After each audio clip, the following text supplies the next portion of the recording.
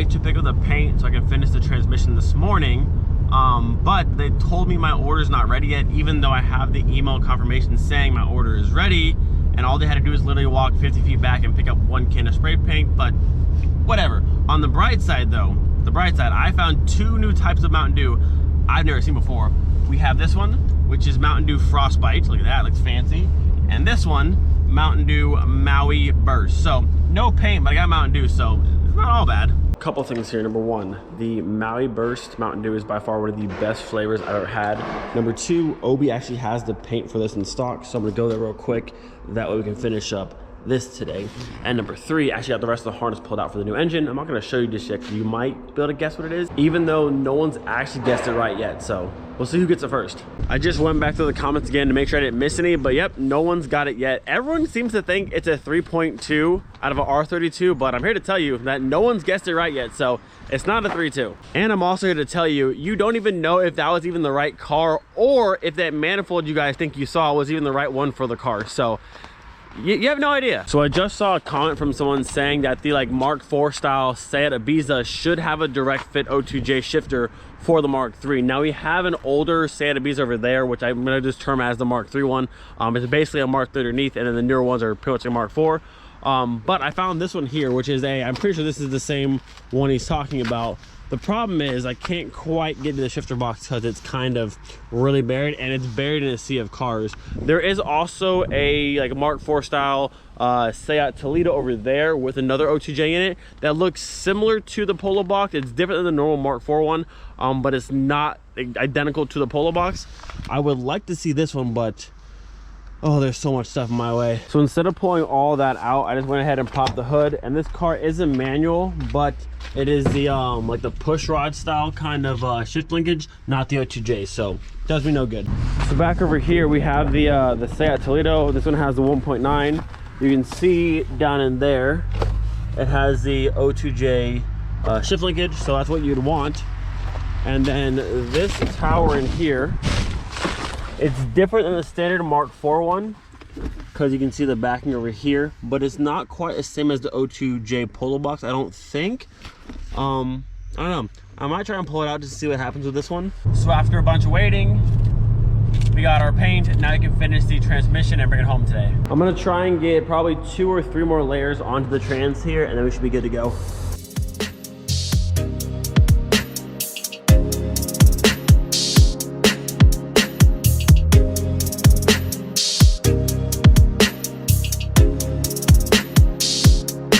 Look at that, just got another comment from Paul here saying definitely a 3.2 VR6. Unfortunately, Paul, you're wrong. Transmission is officially done. The silver looks fantastic. Once it dries, we'll go ahead and put the flange back in and pull off this. We can see the entire thing as one, but the silver came out great. All right, so making our way back into this Toledo here, you can see in the front side up there, if it had a single bolt in the front, that'd be the direct fit, but this one has one there and one there, so it's a little bit different. But on the back side, unlike my O2Js I have currently, this one has spots to thread in right there and right there. Now looking at this picture, this is the Polo box here, and it has the threads on the back side 1 and 2. So I'm wondering if I just threaded studs into that one and that one, it would be a direct fit into a Mark III, put a nut on top, and then you'd be good to go, and then just pull those studs in the front off. Again, it's not identical to what this one is, where it's flat in the front, but I think having it with the studs in the back, this might be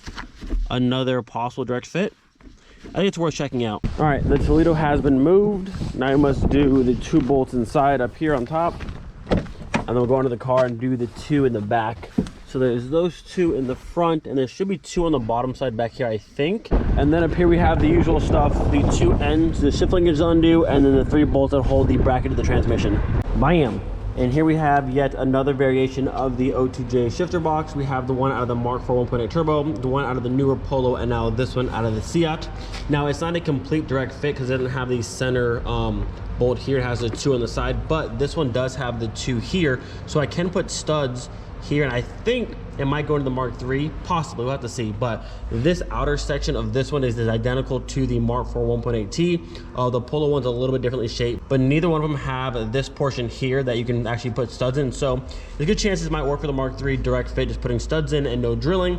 But if it doesn't, at least we tried. Transmission is officially done. Just put down 3 layers of clear, and this thing has such a nice shine to it. Not bad for some spray paint. Had to put it in the sun real quick. Look how good this thing looks, dude.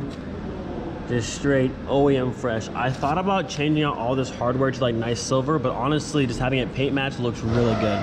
And especially once this is back to black, you see like little sensors and stuff. Dude, this thing looks killer. The fun part is gonna be keeping the silver clean. Now I put a whole bunch of clear, so hopefully it gets dirty. I can wipe it off easily, but we'll see how long it lasts.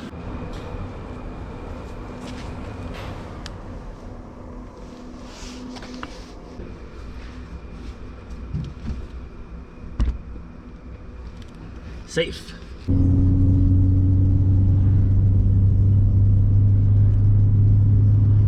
Uh-oh, we had a cool kid rolling in. Shoot. We got a cool kid rolling in. The wagon squad.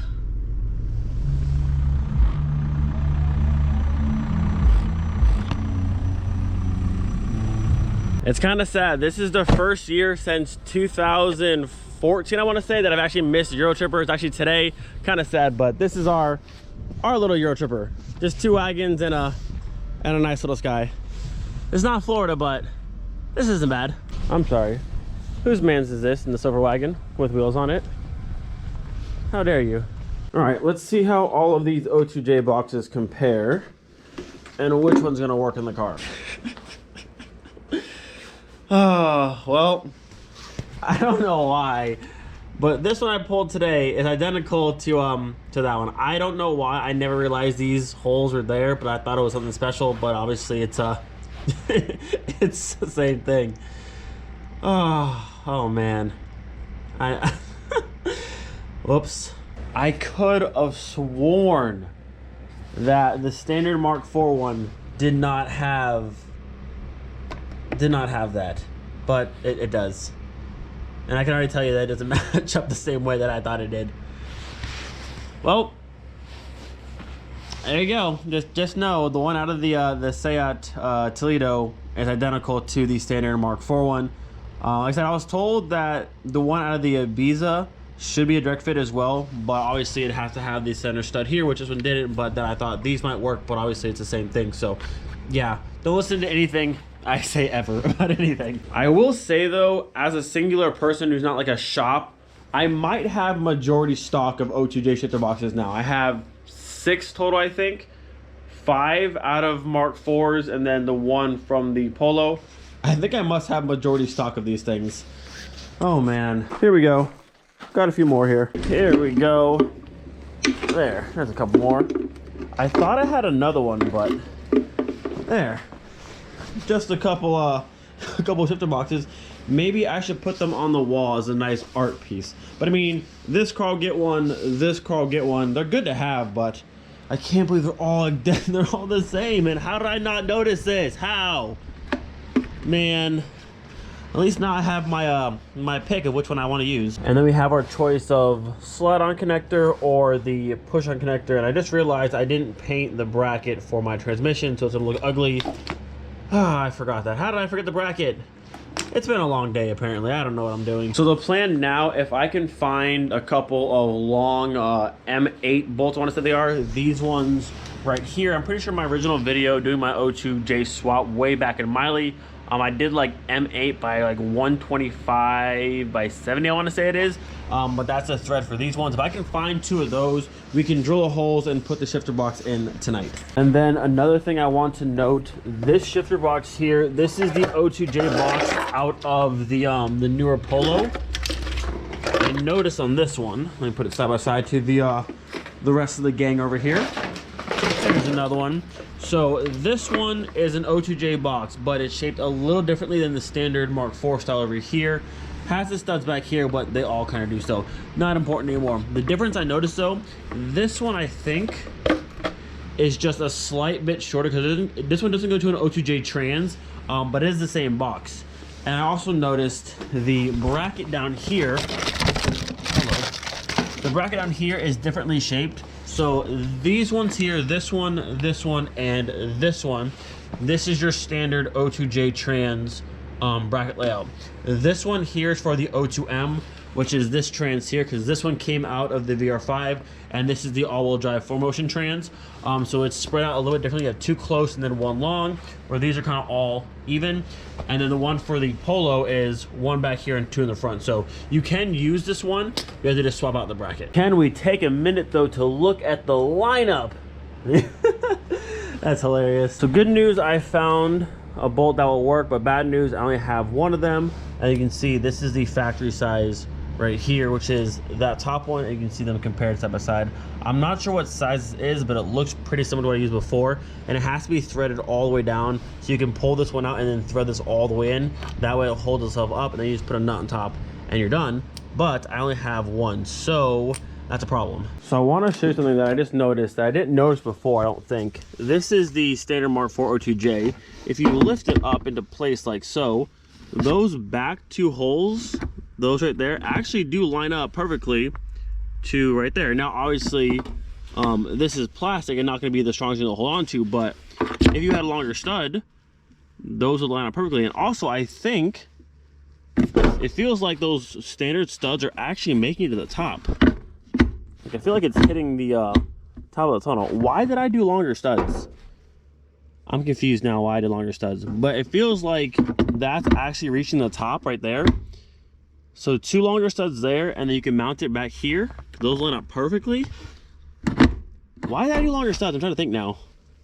I'm not sure why. Maybe I don't know. I'm gonna go to the bottom and look real fast. I'm not sure why I thought that those wouldn't work, because right now it seems like they're actually making it to the top. Do two holes, pop those through, two right here, and done.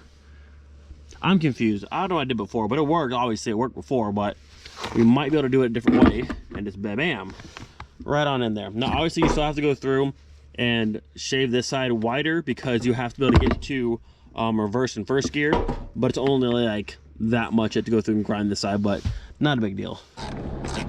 So even though the O2J I got today is the same as all the rest of the Mark IV boxes I have, I don't know why I never noticed those two holes in the back that you can fit studs in, because I can confirm it does work. Two studs straight through, holding on to the box, and honestly, like, it's pretty sturdy. I don't know how long I would trust the plastic to hold my shifter box, but I mean, like, it's really not going anywhere. It probably lasts you almost, probably maybe forever. I don't know. I mean, it's very solid. Obviously you have to go through and clearance this side for reverse and first gear, because the arm on this side it hits, but like the box is in. I didn't change anything. I just put two studs down, and like she's actually like, it's solid. I'm kind of surprised. Why did I not notice this from before? I really don't know. I'm gonna go under the car and see how close the factory studs are to actually touching right here, whether I need to go through and put two holes and then bolt those in, or maybe I just pull those studs out. I can come up a little further, and I want to see where the bottom two brackets are compared to the back ones. But like, how, I don't know why I never noticed this, and like, it works. I would be confident to drive this car with just these two. Maybe not forever, but like if you had to drive it like this, it would definitely work. All right, so here's our view from underneath the car. You can see up there the factory studs do reach the metal, but I remember why I actually made longer ones, because the cables here are already hitting the tunnel, and to try and bend them to go up as high as you need to go for the factory ones to fit, it just doesn't work. So you do need longer studs right there to make it go through and not have to bend these cables. But like with just the two in the back I have right now, I mean, this thing is pretty sturdy. And then also in the back over on that side, you can use the two large holes to drill holes back there and use a bolt to go through, or the smaller hole above it. There is a factory hole at the little bit to the right of where that is, that you can actually like wire that hole out, and I think you can get to that other hole with another bolt. So if you did two bolts down there with wiring those holes out, or if you wanted to do two studs up there, or maybe even the two you have right now on the top, I mean, it's sturdy now. I'm not sure if the plastic will last forever, but I mean, it would work for a good little while. But honestly though, seeing how close those studs are now, and how this is perfectly flat and where you want it, if you just got studs that were just a little bit longer than factory, you can pretty much keep this right here where you want it to be and then bolt in the front and be good to go. Now I will say in Miley, I only have the front 2 studs that's holding the box in. I've had like that for years, never an issue, it doesn't move at all. But that is through metal where this is through plastic. If this was a metal bracket right here, I would leave this honestly forever. Even right now, I mean, it has a tiny little bit of flex, but I can still go tighter here, but I don't want to break the plastic. But if this was metal, I would leave it forever, honestly. So knowing what I know now, I think I might have studs that are actually long enough to go through and not like bend the cables. Let me check. I had that one long one, but now I don't need the massive long one anymore. I think these ones, where'd they go? I had 2 that I was gonna use. I've lost them. They're gone. Okay, well, as soon as I find those, then we might be able to go forward with this. So this is the other stud that I have here, threaded all the way down, and you can see it's just a hair longer than what the factory bolt is, but that's all I really need, just enough to get one of these on and keep it in place. So I'm gonna drill 2 holes, see if this will work, and then our O2J's in the car. All right, so since our shifter box is already up there in the tunnel, what I'm gonna do now to actually mark for the holes, I'm gonna take my hammer and just tap the box a couple times. That way the studs make a little indent in the metal. I know where to drill.